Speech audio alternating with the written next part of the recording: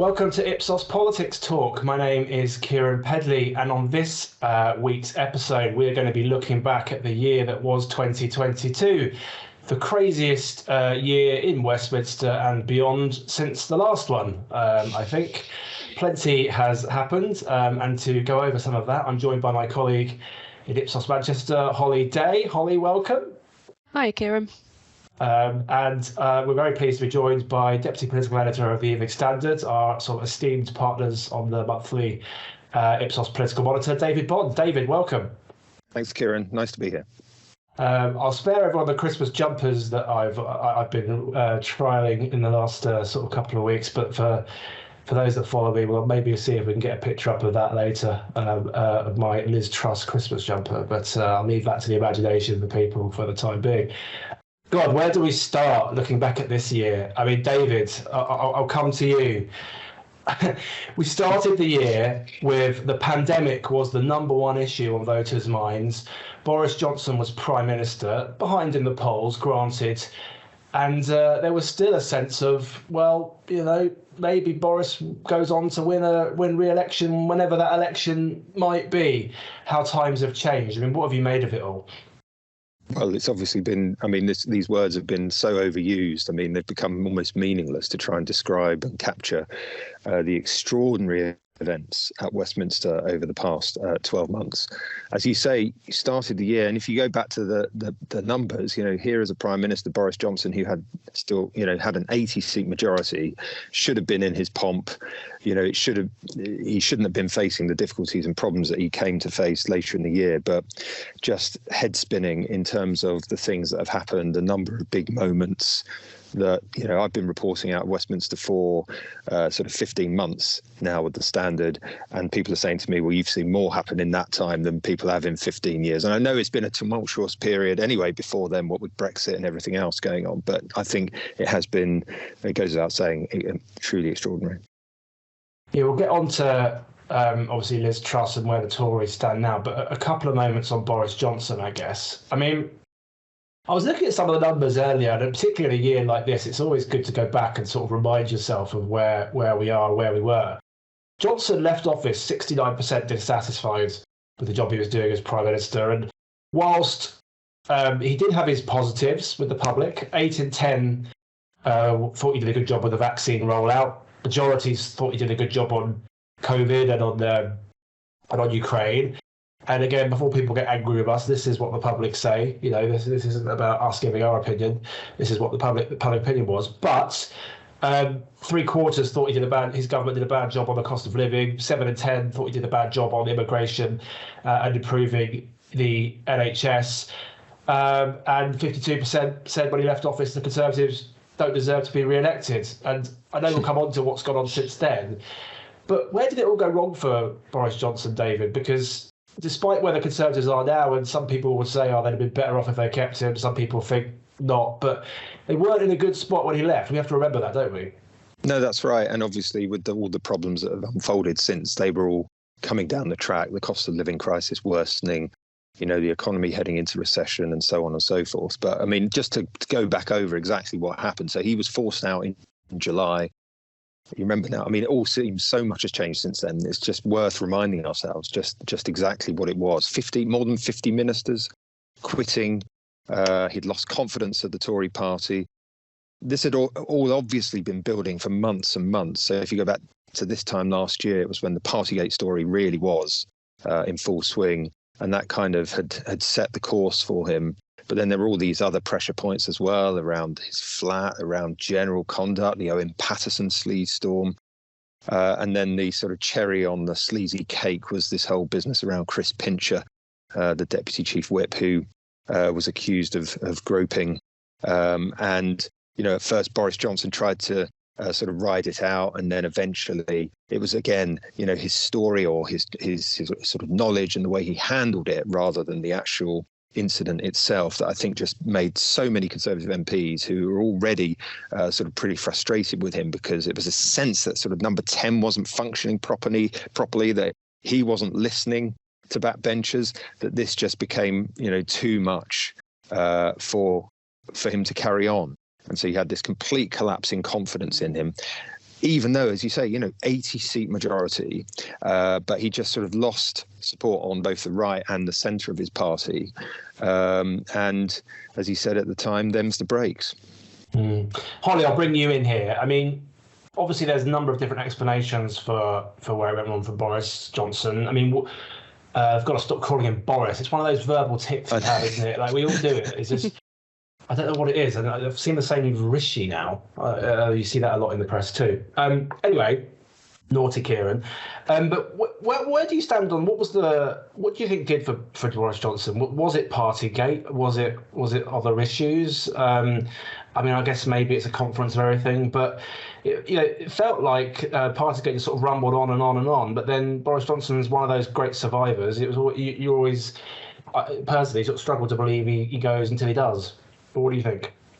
Yeah, I think it did look like that for a while. I mean, Partygate rumbled on for probably about 6 months, and ultimately wasn't really the thing that brought him down. It was a culmination, as David said, of all of the additional things on top of that. And really, I think it came down to trust.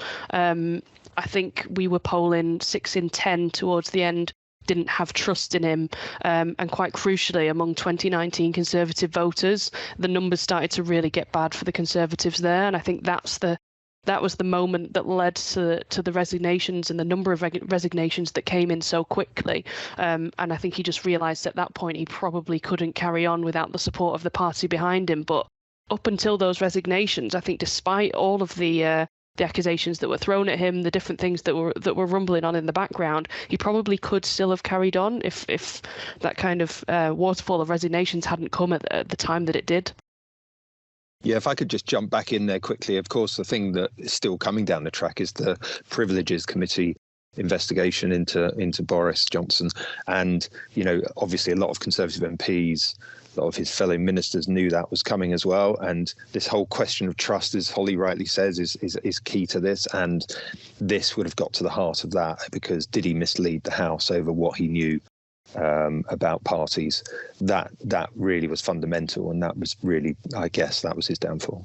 And before we move on from Boris Johnson, I mean, David, how much do you think by-elections and the polls and just the local elections and things of that nature mattered in terms of where Conservative MPs ended up? Because I'm struck by, it felt like in Boris Johnson's career, certainly as an MP, there were a fair few Tory MPs didn't particularly want him, did they? I mean, it was this kind of unholy alliance is probably a bit loaded. Was. But, this sense of, well, he's a winner and you bring him in and we're not quite sure about it, but okay, he gets a job done sort of thing. Whereas once that stopped being the case, as maybe you could argue we saw before Rishi Sunak took over, there wasn't a huge Boris Johnson base in the Conservative Party, was there? So do you think those actual election results, which started to challenge the notion that he was a winner and all the rest of it, might have hurt him too? Because we haven't talked much about the actual votes themselves, have we? No, I think that's right. I think there were already big jitters. I remember writing around this time last year, for the start of January, some predictions from Lord Hayward, the Tory peer and pollster, about how bad it was looking for the Tories in terms of those local elections in May. And he sort of said, Wandsworth and Westminster, these two iconic London boroughs could fall, that had been Conservative for years and years and years, and they could fall to Labour. And of course, that's exactly what happened. Now, if you look at the overall picture on the night of the May elections, actually the Tories made some interesting gains in places. It wasn't completely one-sided. It wasn't about a Labour complete landslide in those local elections. But I think there were just one or two totemic ones, particularly in the capital around those Tory seats.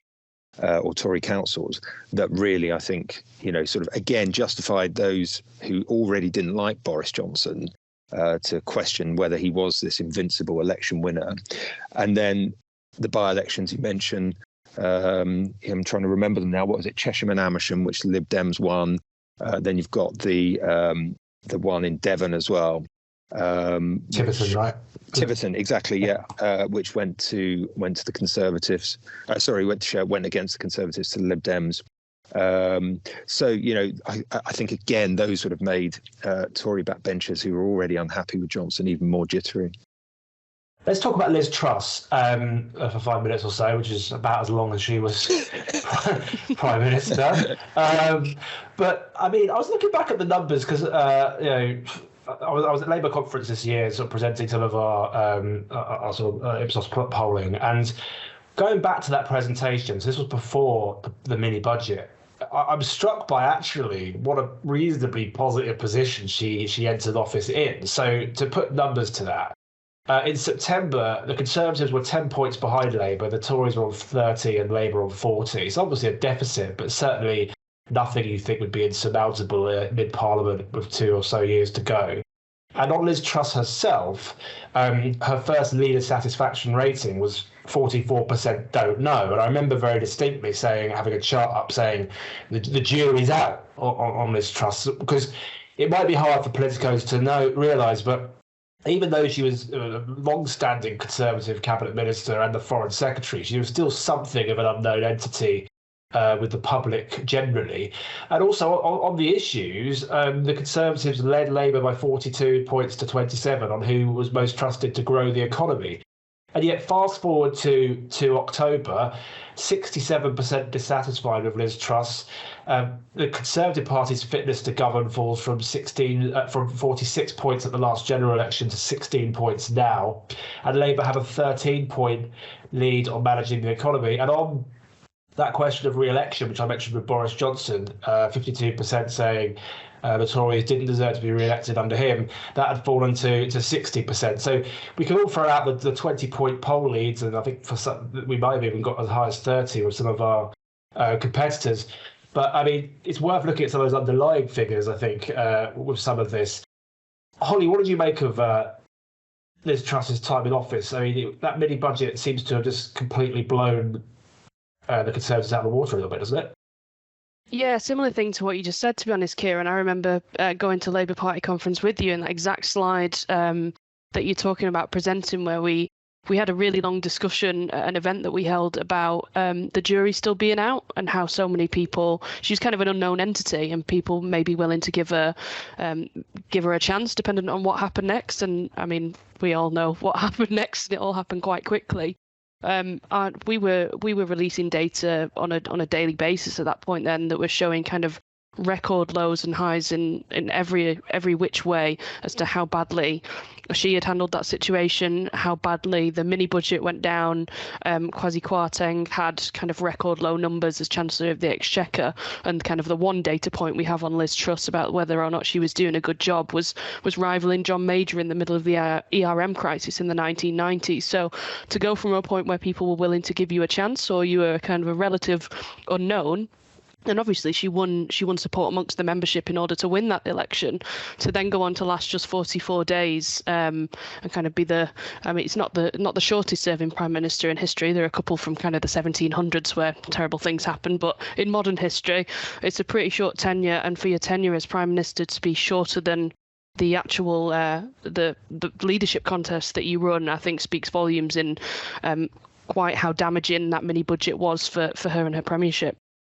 But David, what do you think actually happened here? Because I mean, we all know the mini budget was a disaster, and all the economic fallout from that, and what that did to the government's reputation, etc., etc. But I mean, how do you explain just how Truss and Kwarteng got it so badly wrong? I mean, because it just seems like such an own goal from the Conservative Party's perspective. There was this chance to reset. There was this chance to change leader and renew, so to speak. Obviously, it's gone completely the opposite direction. So what do you make of it? I think one of the things, and of course you're right, we can all focus on what happened with the financial markets and so on, but I think you can take a step back from that sort of the mini budget moment, if you like, and look at when Truss and Kwarteng first came into office, and there was just this feeling of, right, we're now going to completely clean out the stables. We're going to get rid of all these advisors. I mean, the most notable one being the permanent secretary at the Treasury, Tom Scholar, who was removed quite brutally by Kwarteng after they came into power. And, there was just this sense of that anyone who disagrees with us, they're just going to be sort of removed from our path. We are going to do this. The orthodoxy is dead, and we are going to challenge it. And they almost really, and I think what happened is they just sort of pumped each other up. and they were sort of egging each other on, the Chancellor and the PM. And then I think, people around them were sort of even, some in their camp were saying, well, actually, do you want to slow down here? And they were just thinking, no, we've got to get this done. She felt that she didn't have that much time to implement this complete reversal in economic approach, completely new policy framework. And so I think that just meant that they wanted to go so fast that they weren't prepared to listen to any warnings about how dangerous that was going to be for the economy. So the minute the markets responded in the way that they did, and remember, the Bank of England had to step in. They didn't spend all this money, but it was £60 billion worth of sort of money to prop up the pension funds, which were badly exposed. When that happens, when that is a sort of self-inflicted wound, then really there's nowhere else to go.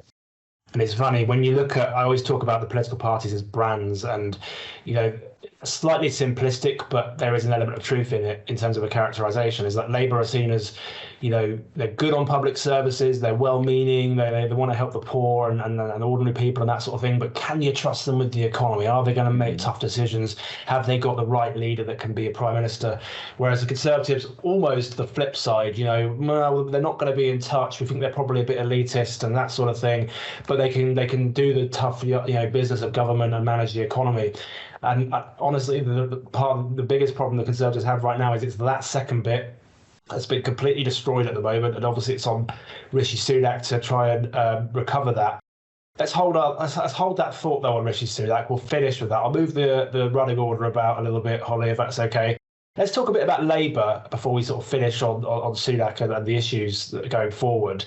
Presumably, Labour will feel very happy about 2022. I mean, they started the year 9 points ahead. They finish it 21 points ahead, although we've got one more Ipsos political monitor to come, so maybe it won't be that high, or maybe it will be higher. We'll have to wait and see. But certainly a year of progress for Labour, would you say? Yeah, I think they've got to be quite happy with the way 2022 has gone. And as you said, at the start of the year, we had them 9 points ahead. So we had Labour on 40% headline vote intention and the Conservatives on 31%, which by all accounts is quite a healthy lead. This was obviously against the backdrop of Partygate, the scandals that we've been discussing, and the damage to the brand of both the Conservative Party and Boris Johnson himself. And net satisfaction there for the government and for the Prime Minister at the time were falling off a cliff. And I think it's interesting that it wasn't that Labour necessarily were making too much noise or making too many moves themselves. They were kind of just sitting back and letting the Conservative Party do damage to themselves. And I think that's why we saw the lead that we did at the start of the year. You now fast forward to kind of the end of the year, and we've got Labour, as you said, Keiran, with our November poll, December yet to be released, 21 points ahead, which historically is a pretty staggering set of figures. And we saw plenty of records being broken in the polling stakes in the past couple of months. Labour hitting 50% with us at the moment on voting intention. And that rose particularly sharply in September, which coincided with Liz Truss becoming the Prime Minister. And it's pretty unprecedented territory, to be honest, for an opposition party, even who've been in opposition for this long, and not something that Labour have been used to. So it's kind of their highest ever recorded vote intention score that we've got. So it'd be interesting to see whether they're able to take advantage of that, given they've not been in this position before. And I think a lot of people are now looking at that lead and thinking it's possibly insurmountable, even 2 years out from a general election, if it's to be called at the point where it's going to come up. We'll come to that the idea of whether the lead's insurmountable in a bit. But where do you stand, Holly, on this debate about has Starmer done anything, or has he just sort of been there and the musical chairs have stopped or whatever, and he's managed to catch the parcel, to mix metaphors at the right time? I mean, clearly we know the Conservatives have imploded, but has Starmer been able to do anything in your view? Yeah, I think party image is really important. And over the past few years, the Labour brand has taken a bit of a beating in terms of the party image, also the leadership image as well.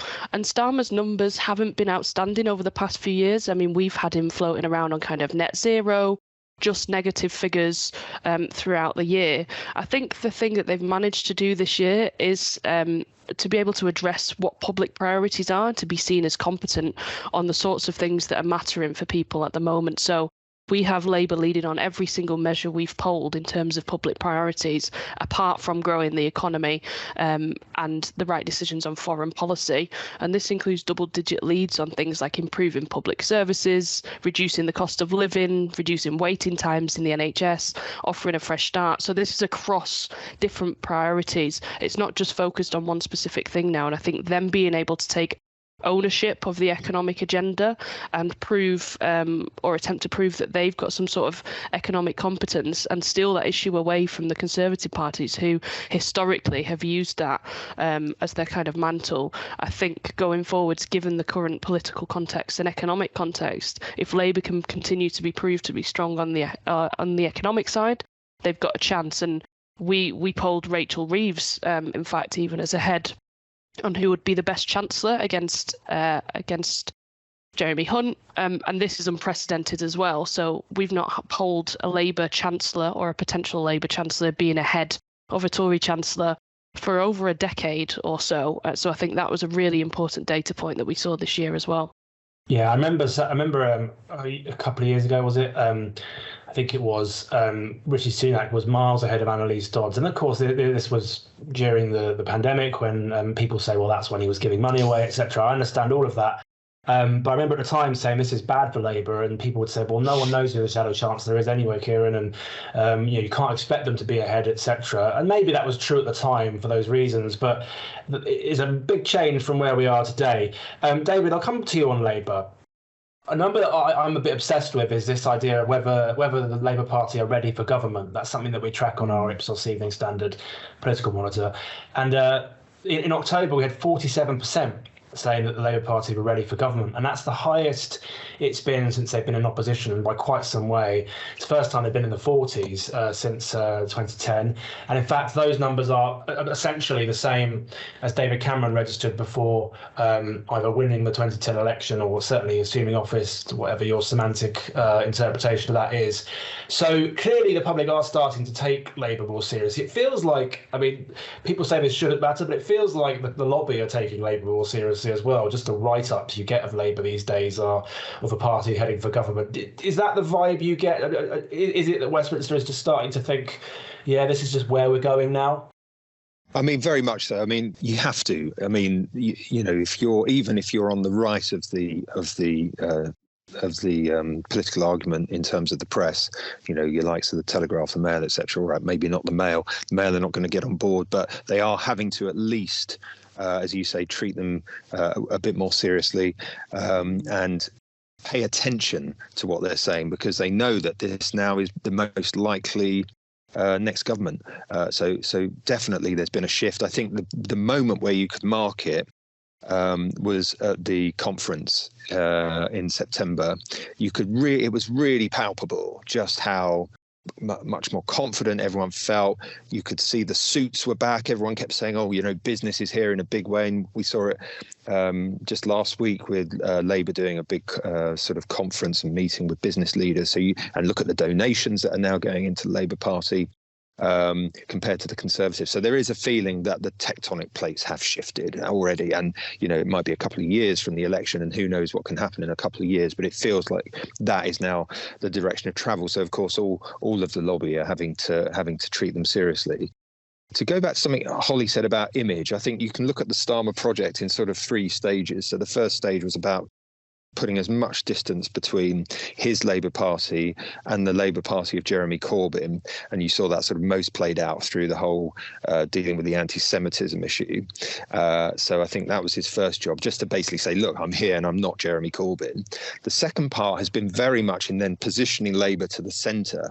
And so, you know, if you go back earlier this year, suddenly appearing in front of union flags, in speeches and in any televised sort of addresses or anything like that, where shadow cabinet members were also doing the same. There was this sort of reconnecting with the patriotic working person and this sense of economic responsibility that they will treat, you know, they will look after working people, but ultimately they will be responsible with the economy. And they've been hammering that message as well. But obviously, as we now head into this period of discontent, you know, with strikes, Labour are still in a very uncomfortable position about that, and it's not completely plain sailing for Starmer and for Labour, I don't think, on some of these issues. Immigration is another one. Brexit is another one, where they still have not quite constructed the policy. So the third part of the programme, which he's got to do, is kind of really fleshing out those policy, all right, you're a government in waiting. What exactly are you going to say about this, that, or the other? And I think we're seeing a bit of it. So at conference, this idea of a national green energy company, very interesting, a sense of something different there. But I still think the jury is out and people, are now listening. And I think they've got to try and communicate that a bit more. Let's finish on Rishi Sunak, the current Prime Minister. Obviously, an incredibly difficult challenge he's got, given everything that's gone this year, although at the same time, a challenge that he will welcome, given that it looked like his political career was over in September, and it's funny how things changed. I'm just going to throw out some numbers on the issues and where the Tory brand is, and maybe we can finish a little bit by where his priorities will lie. So on the issues, it's incredible to realise that at the start of the year, as I think I said earlier, the pandemic was number one in January on the Ipsos Issues Index as the top issue. The public thought was facing the country. Now it's split between the economy on 45% and rising prices and inflation on 45%. And then there's a second tier of issues. So about around 1 in 5. So we do have a step change down, say the NHS, a lack of faith in politicians, and also immigration. So they're the kind of second order issues. Although, as I think we might come to, for Conservative voters, immigration is very much not a second order issue. It's up there with the economy and cost of living. So there's a slightly complex dynamic there if you're the Conservative seeking re-election, I suppose. And then the environment's slightly behind those on 16%, but margin of error being what it is, it's kind of in that second order of issues too. And then everything else is about 1 in 10. And again, for the benefit of the viewer and listener, that's not me saying housing is unimportant or education is unimportant or anything like that. This is just what people spontaneously mention in polls as the most important issues. So again, not saying those issues don't matter.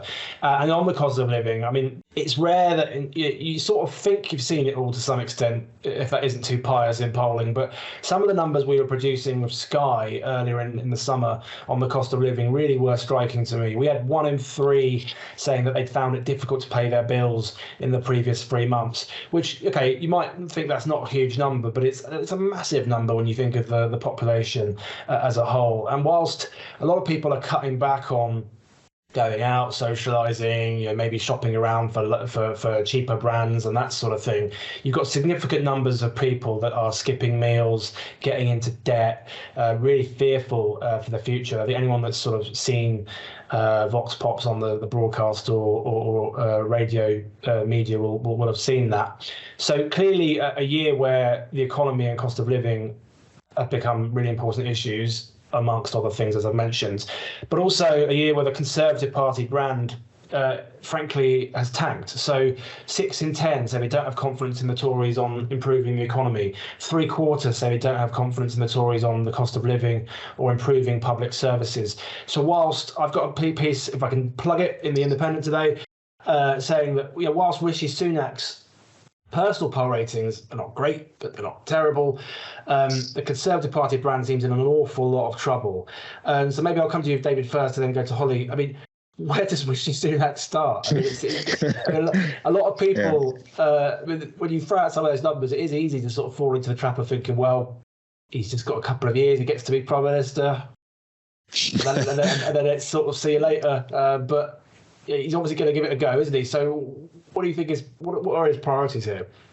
Well, their big gamble or their big hope is that they can they can weather 2023, which will be grim in economic terms, but that come the spring of 2024, in the run up to an election, they might have just turned the corner and they'll be able to point to green shoots of recovery in the economy. It's by no means certain, of course, that will happen, but you have to imagine that inflation will come off next year a bit in terms of the rate. It's at 11% now, but is forecast to be falling by the back end of next year.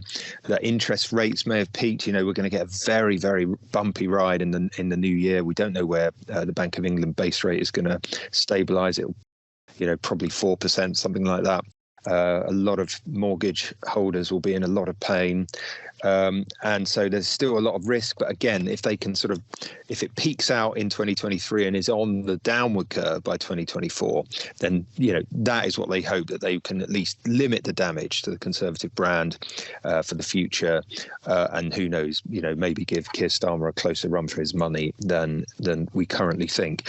So that's the sort of strategy. Not very ambitious, but when you think about the sort of the wreckage that he had to sort of take on when he took over from Liz Truss, and all he can do really is just keep hammering that sort of message: calm, stable, I'm going to repair the finances, and at the same time try and deliver on some of those issues which really aggravate the Tory right. So immigration and Brexit, if he can sort of deliver on those as well, then he can sort of stabilise his own position and sort of but it's a lot, that is a lot of possibilities that can go wrong. And, the sort of the general sense of resignation around the Conservative Party, you speak to any Tory MP, they sort of think the die is cast, it's only a matter of time. Others are sort of already thinking about what they do after politics and so on. There is just a sense of end of days about all this. Yeah, and a lot of them, Sajid Javid maybe being the highest profile off the top of my head, but a lot of Conservative MPs deciding they're not standing again. I mean, Holly, what do you make of it? I mean, I suppose in some ways, whilst Rishi Sunak's personal poll ratings aren't spectacular, when you ask who would make the most capable Prime Minister, he does lead Keir Starmer by, I think it was 6 points off the top of my head in our last political monitor. So, I mean, maybe he's got... One option is to try and presidentialise the next election and make it about Sunak versus Starmer, and hoping that the Tory brand can take some of this this Sunak gloss, if that's the right phrase, and that's one of the ways he fights back. I mean, what do you make of it all? It's probably worth a shout, to be honest. I wouldn't rule any options off the table. I think, as we've mentioned, the problem currently is the economy's been top of our issues index many, many times over the years. Those macro level economic issues start to hit people on a household level and an individual level, and that's what we've seen. That's what we've seen this year. They're turning into the cost of living crisis. People feeling the pinch in their personal lives. Our financial well-being tracker, released a couple of weeks back, shows 6 in 10 are currently concerned about their financial situation. I don't see that improving anytime soon, and that's against a backdrop of people telling us things like their food shopping prices have increased, utilities, bills, fuel. It's beyond a double and triple whammy at this point. It's every single element of people's lives are being affected by the economic outlook. And the outlook here generally as well isn't particularly optimistic. So our economic optimism index latest showed a net score of -56, and that's consistently throughout this year some of the lowest levels that we've seen since the 2008 financial crash. So not great company to be in terms of historic lows. I think, as you said, Rishi Sunak's got a chance on kind of some places where he stands out compared to Keir Starmer. So in terms of leadership image, Sunak polls better on things like attention to detail, although they're both pretty high scorers on that. Good in a crisis is a really interesting one. So Rishi Sunak leads Keir Starmer by 14 points on that. I think that's unsurprising given the fact, I suppose, he's been tested in a crisis as Chancellor throughout the coronavirus pandemic. But it does give him something to work with, that the public are seeing him as someone who can potentially get us out of this sort of situation, although it's a very different situation doing it as Prime Minister than it was as Chancellor. And again, on personality as well, he leads. So there are a few kind of personal points where he's leading Keir Starmer that he could attempt to take advantage of in an attempt to almost distract from the situation that's going on contextually. But he still struggles on things like being in touch with the people, being honest, I think is a really tricky for him to be down on compared to Starmer, and also sharing the values of ordinary people. So there are a few things that he possibly needs to work on to be able to convince people that he is the man to be able to take people out of this crisis through the next election, and to make things kind of tangibly and palpably better for people on the ground.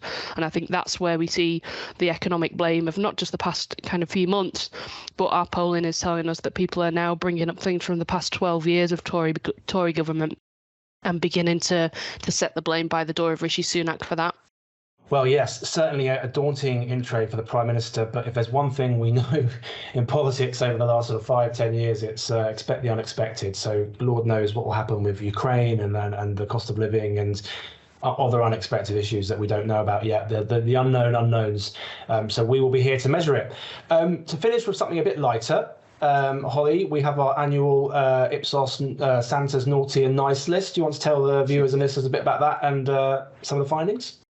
We do indeed, and Rishi Sunak might feel a bit more positive about this one, and you'll figure that out as I go through the list of people that have appeared. But what we've done is we've polled a list of around 40 public figures, including some celebrities, political figures, and asked then who they'd expect to be on Santa's naughty and nice list. And I thought we should start with the naughty list so we can finish on a high with the nice list, if you're both okay with that.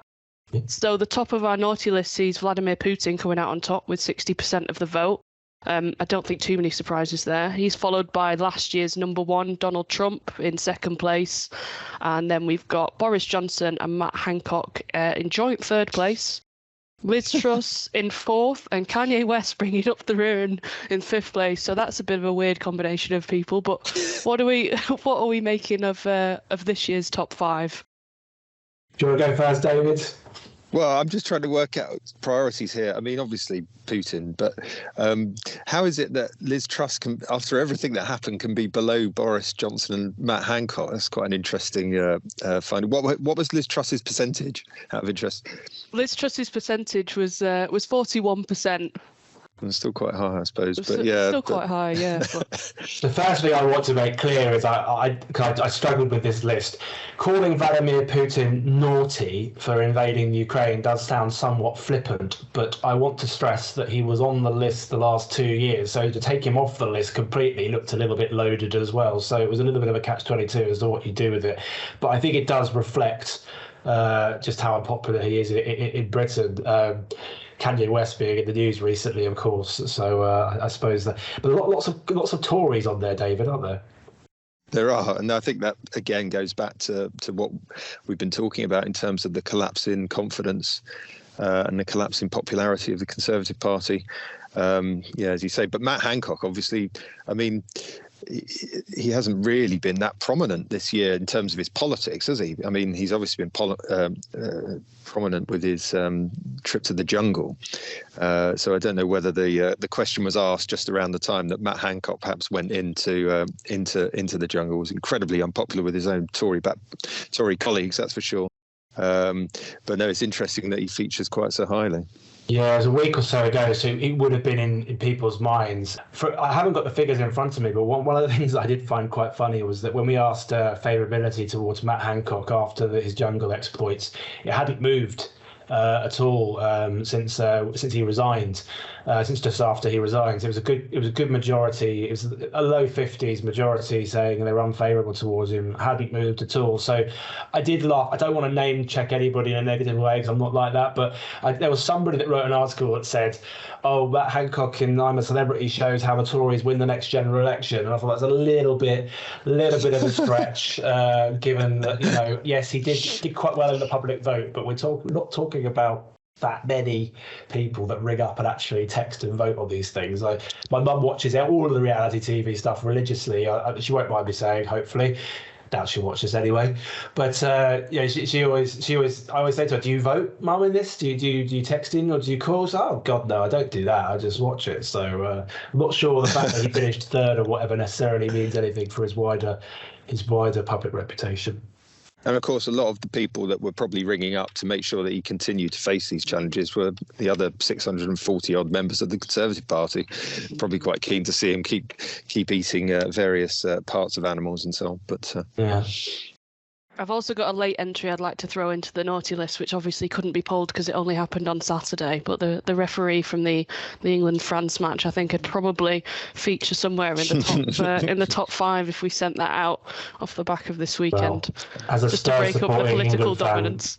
As a Spurs supporting England fan, I'm blocking that out of my memory. Holly, not a good day at the office, that one. Just to break up the political dominance of the naughty list that we tend to see on an annual basis. The nice list is less political, though, right? It is indeed, yeah. So onto the nice list, the top spot goes to NHS workers with 50% of the vote. They're still pretty high up there from last year. Then in joint second, we've got the dynamic duo of David Attenborough and Paddington Bear, which is quite the combination. Followed up closely in third place by Martin Lewis, the Lionesses, so the European winning England ladies football team in fourth, and the Ukrainian President Zelensky bringing up the rear in fifth place there. So a much more eclectic list on the nice side compared to the naughty side, I think. Any surprises in there for you two? Well, the NHS workers know that's the third year in a row they've been top. And I think what it shows is even in the absence of the pandemic, which was a very specific crisis that quite rightly NHS workers were revered over how they handled that. The NHS is still, obviously, as we know, something that's really important to people and that they have a lot of pride in. So I'm not surprised. And obviously, it's also a group of people. And look, these polls are a bit of fun when we do this at Christmas. You could query it and say, oh, that's not an individual, that's a group of people, etc. Same with the Lionesses. But, we're just taking a temperature here of what the public think. The one that I have to say, David Attenborough regularly polls very, very well. And, I'm not surprised by that in the sense of I knew he was well liked and well loved in the British public's eyes, but it always strikes me just how much. Paddington Bear's a funny one because I'm not quite sure what he did. I mean, a lot of the cartoons look like he was some sort of royal Grim Reaper leading the Queen off to heaven or something. It was all a bit odd, but yes, people like Paddington, don't they? What do you reckon, David? Well, I'm just curious to ask, was the Queen on the list? Because obviously the public, huge public affection. Right, okay, no, so maybe Paddington was a proxy vote for the Queen. Yes. Maybe that's what people were expressing. She's always been in the top 5 on the nice list in a way that King Charles isn't. Take that for... That's interesting. Take that for what that... It was fair. I can't remember where exactly he was. I think he was 7th or 8th on the list or something. He wasn't negative, but... it kind of will be interesting, I suppose, long term. Obviously, lots of public sympathy for him at the moment. But I think the striking one there for me was Martin Lewis, because, again, it speaks to the kind of priorities of people as we come towards the end of the year and look ahead to next year. Martin Lewis has really carved out this amazing reputation for himself. Is now being spoken to by political leaders. What does Martin Lewis think? And quite rightly, he has got that sort of sense of, providing really, really good information for people who are really worried about cost of living and how their bills are going up and how to make those better. But just really, really speaks to the times, doesn't it? When you've got a money-saving expert in that top 5 there, in terms of the nice list, I think that really speaks volumes for me. And if people want to see where others on our list figure, there we've got Colleen Rooney, Rebecca Vardy, I think Beckham might be in there. But we've got Piers Morgan, don't tweet that one out. And lots of other people. You can see where they are on our website when we publish the results, which I think they will be published by the time this goes out. That's all we've got time for this week's podcast episode. Nice note to end on there. Big thanks to my guests, David Bond and Holly Day. I hope you have enjoyed listening and watching. And if you like what you see, do subscribe, like, share, wherever you get your podcasts from. And happy Christmas.